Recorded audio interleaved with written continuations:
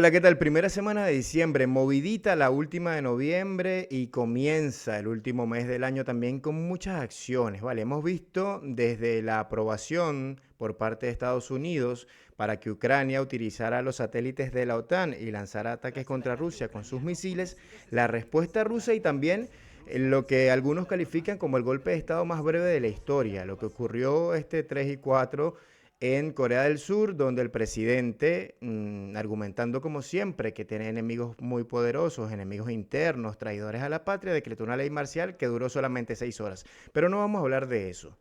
Vamos a hablar de un organismo, o de dos, Naciones Unidas, 193 estados miembros, Corte Penal Internacional. Las dos han abierto la boca esta semana contra el Estado venezolano. ¿Qué puede hacer? ¿Por qué? Porque veo mucha gente hablando y lanzándose unos discursos medio raros, pero resulta que la cosa parece que no es tan fácil. Por eso, pido la palabra.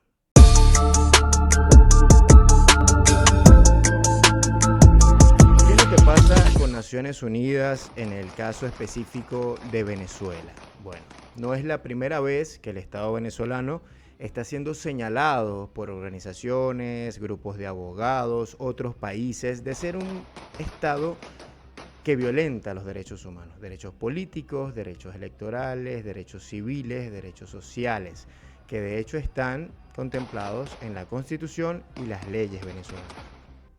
Este 4 de diciembre apareció un titular que voy a compartir con ustedes en medios importantes, ¿vale? En medios interesantes, y es que un grupo de estos abogados declaró a la opinión pública internacional que Naciones Unidas estaría tomando acciones por el caso Venezuela.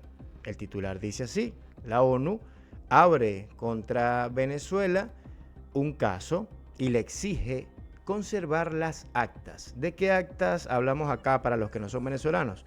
De las famosas actas de las elecciones del 28 de julio pasado, en las cuales Edmundo González Urrutia, secundado por María Corina Machado, y la oposición aseguran que ganaron las elecciones, pero Nicolás Maduro, actual presidente, fue reivindicado en su cargo por el Consejo Nacional Electoral que dijo había sido hackeado.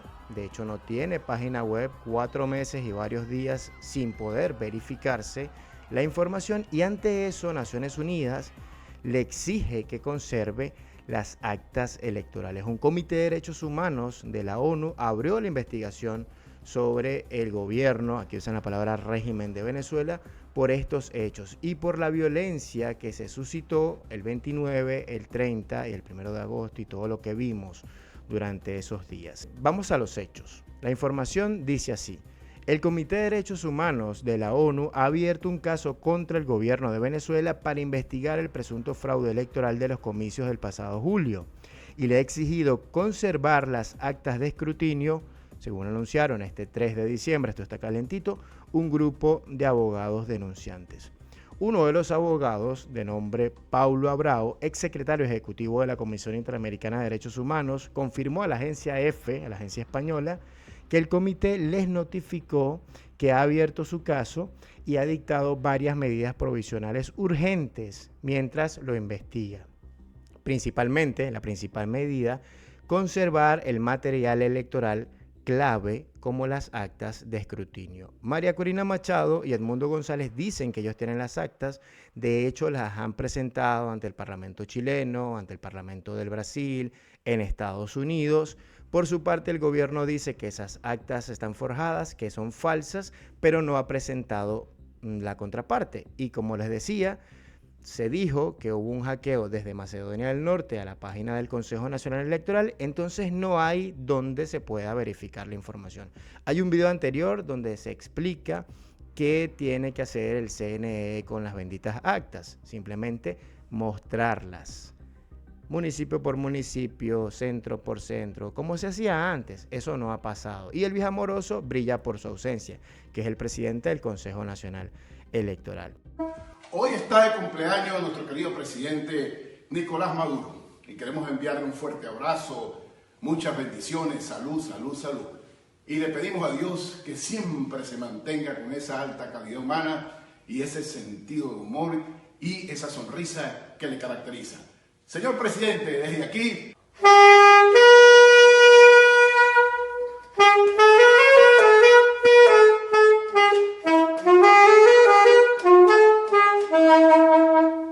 La notificación del comité, revisada por la agencia EFE, indica que éste ha solicitado al Estado parte que se abstenga de destruir el material electoral de las elecciones presidenciales, incluyendo las benditas actas de escrutinio y otros documentos necesarios para elaborar el acta de totalización, adjudicación y proclamación, que ya se leyó, pero sin las actas de fondo. Los abogados dijeron en una nota que la apertura del caso es un avance crucial en la lucha por la democracia y los derechos humanos en Venezuela y que probablemente concluirá con una decisión internacional muy trascendente e histórica que constatará que Nicolás Maduro, esto lo dicen los abogados, no es el presidente electo de Venezuela. Esa es la información. Pero ¿hasta dónde puede llegar Naciones Unidas? Es lo que vamos a responder acá. The observers and citizens who are later involved in the citizen observation. All political parties can calculate the vote totals from the actas they collect from the 30,026 polling stations. These actas are key. I have just received originals that were sent by international shipping, and I would like to share these with you after the session so that you may see these are original actas from Venezuela which have the very significant QR code on them, which allowed the testigos, the witnesses, the poll watchers from thousands and thousands of polling sites to collect the information in a systematic fashion from, again, original data that was produced by the CNE. This is the key point to this election. The voting system is electronic, but it offers a paper trail. Es importante, antes de profundizar en este tema, recordar que tras los comicios del pasado 28 de julio, sectores adversos al gobierno de Nicolás Maduro, como el ex candidato Enrique Márquez, apoyado por la abogada constitucionalista María Alejandra Díaz, han interpuesto ante el Tribunal Supremo de Justicia de Venezuela que se aclare esta situación. Simplemente han solicitado lo que ahora solicita Naciones Unidas, que se muestren las actas emitidas por las máquinas que hasta estas elecciones se nos dijo que era el sistema electoral más blindado y más poderoso del planeta y que pues simplemente no se ha querido hacer. Vale, la cosa es que ahora se traslada el debate al seno de Naciones Unidas. Pero ¿qué puede hacer realmente Naciones Unidas con respecto a este tema? Porque me han escrito mucho y me han preguntado y vean cómo se titula, ¿no? Este abogado dice, pueden darse cosas trascendentes y tal y qué sé yo. Bueno, ¿cómo actúa Naciones Unidas frente a violaciones a los derechos humanos, en todo caso los derechos políticos de los ciudadanos?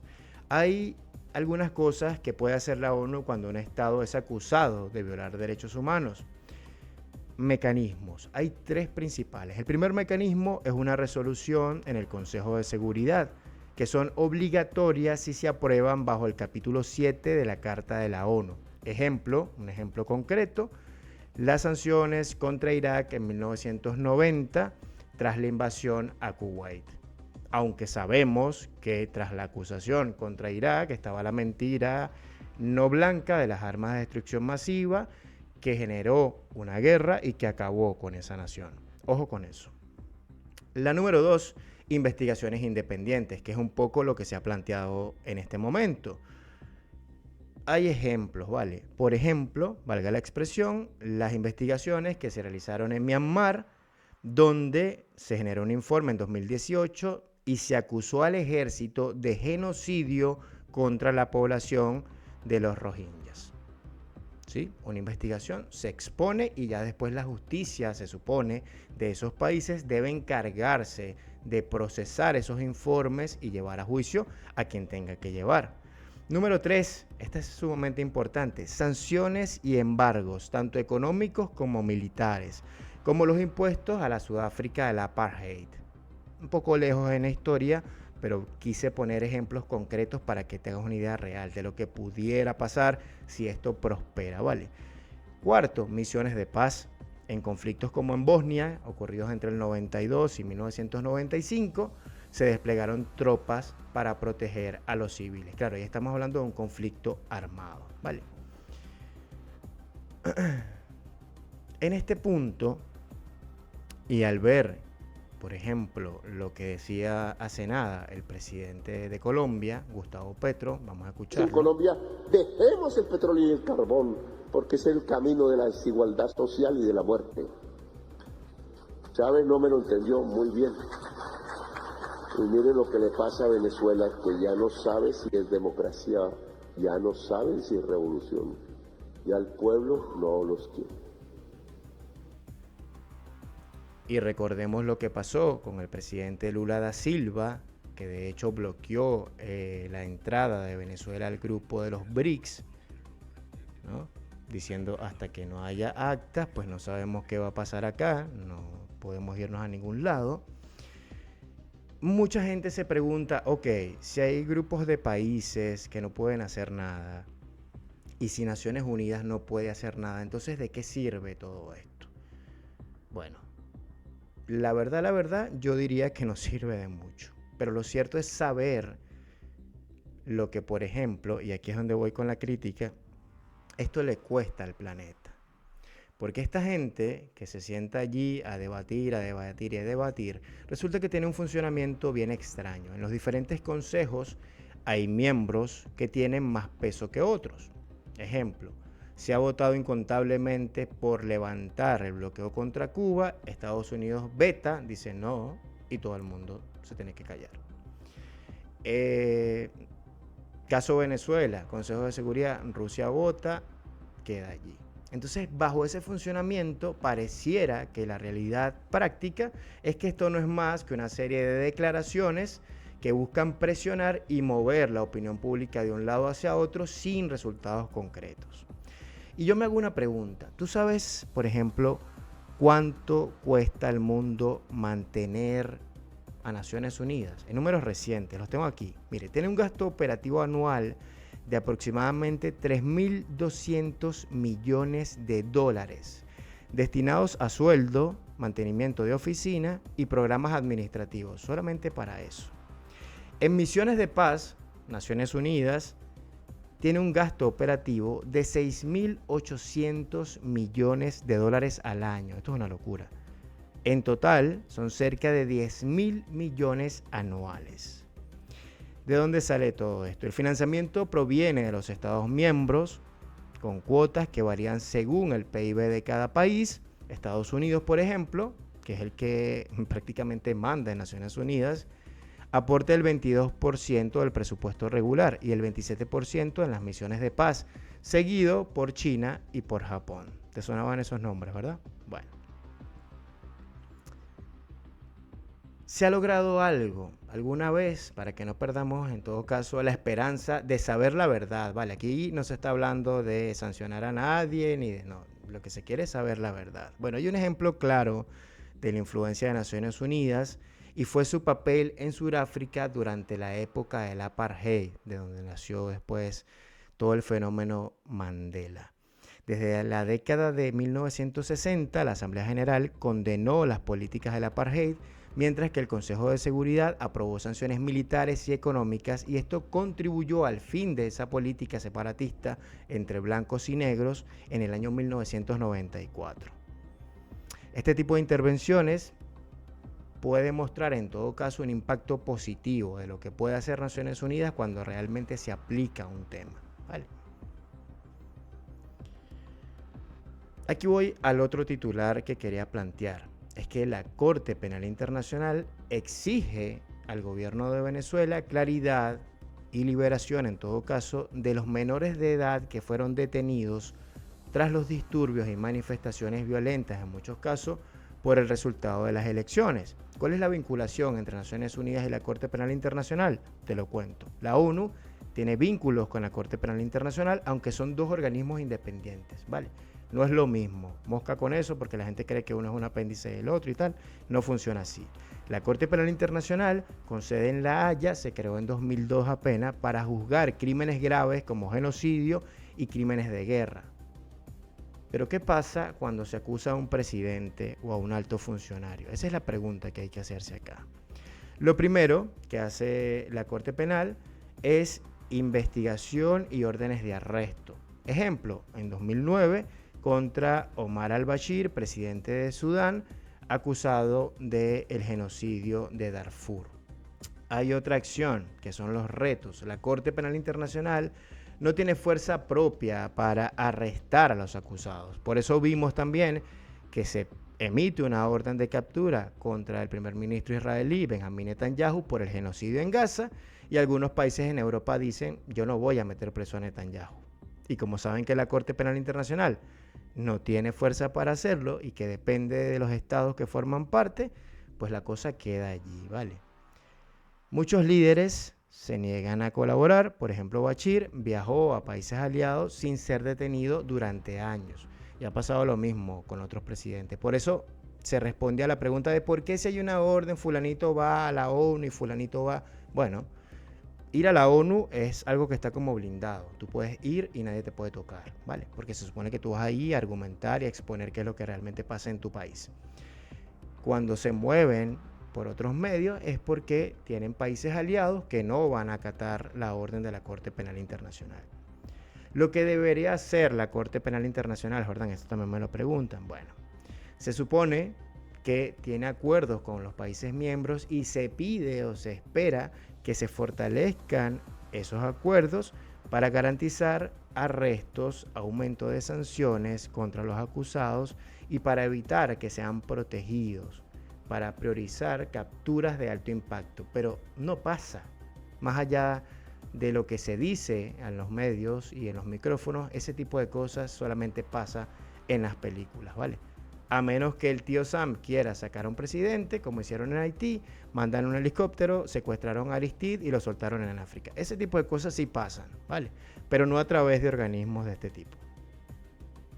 Sin apoyo de los Estados miembros, la Corte Penal Internacional enfrenta serias limitantes. Es poco lo que puede hacer. La cooperación internacional, en este caso, es crucial para que estas órdenes de arresto pasen a ser algo más que un símbolo, que es lo que son hasta ahora.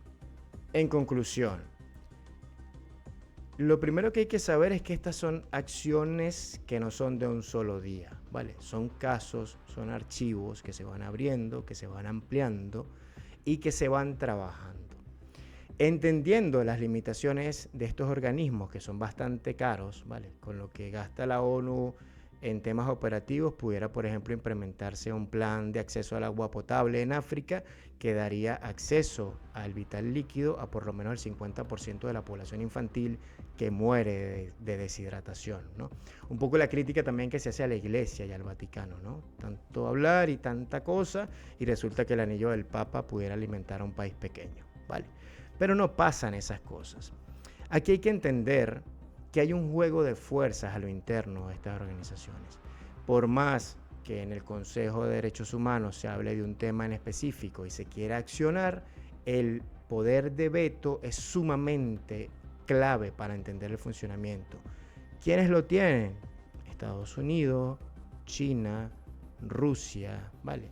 Y esto permite que las situaciones que se supone no deberían pasar, pues sigan pasando. Lamentablemente, yo no quiero que la gente caiga en el fanatismo a través de la ignorancia, ¿vale?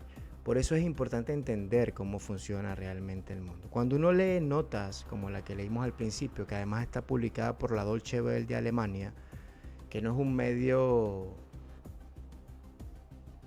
en el cual uno pueda dudar, ¿vale? Es un medio bastante serio, un medio de derecha, pero un medio bastante serio. Y lee frases como la de este abogado, que además parece prácticamente desconocido antes de todo esto, pareciera que se juega a eso, pareciera que se quiere fomentar una esperanza o una situación difícil de sostener. Y además, si a eso le sumamos, por ejemplo, las últimas declaraciones del señor Edmundo González Urrutia, quien dijo lo siguiente: con miedo no se va a la guerra. Así que yo voy a enfrentarme a esa situación y no tengo temor. Nosotros tenemos nuestros equipos en Washington que están trabajando intensamente para la campaña. Trabajaron para la campaña durante el tiempo de las elecciones y siguen trabajando y haciendo los contactos con la administración del presidente Biden, y ahora la harán con el presidente Trump en algún momento, pero ya están haciendo, ya entraron en contacto, pues sí hay comunicación entre ambos. El escenario parece que tiende a complicarse. Hay mucha gente que pregunta hoy en día, yo estoy haciendo live en TikTok, los invito, los fines de semana, los martes, los jueves en la noche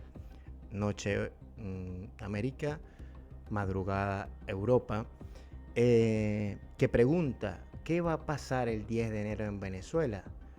Yo creo que esa es la respuesta más complicada del mundo en este momento. Porque mientras no se dé respuesta a través de los organismos y las instituciones que deben dar respuesta, Consejo Nacional Electoral, Tribunal Supremo de Justicia, Defensoría del Pueblo, Asamblea Nacional, qué sé yo, o en Naciones Unidas, que como vemos es más un tema de debate, ¿no?, y de gran titular que de acciones, la cosa es bastante complicada. Lo que sí es seguro es que la Constitución es clara. Ese día, ante el Parlamento venezolano, debe juramentarse el presidente. Ahí no se habla de los presidentes. No se aceptan dos presidentes en Venezuela. Ya los hemos tenido antes, con un fantoche que andaba por allí. Mucha gente tiene el temor de que esta situación se repita. La letra está allí, la ley está allí. ¿Qué va a pasar? Va a depender de la claridad de los liderazgos, de la voluntad política y del deseo del buen desenlace y de la paz y estabilidad de la República que tengan en este caso ambas facciones. Mientras tanto, en el medio simplemente hay que ver lo que va pasando, entenderlo y seguir debatiendo. Preguntas, mensajes, sugerencias, insultos, como siempre, acá en la cajita de comentarios. Suscríbete, es gratis, así sea para ofender. Yo voy a seguir pidiendo la palabra. Cuídate mucho, te veo.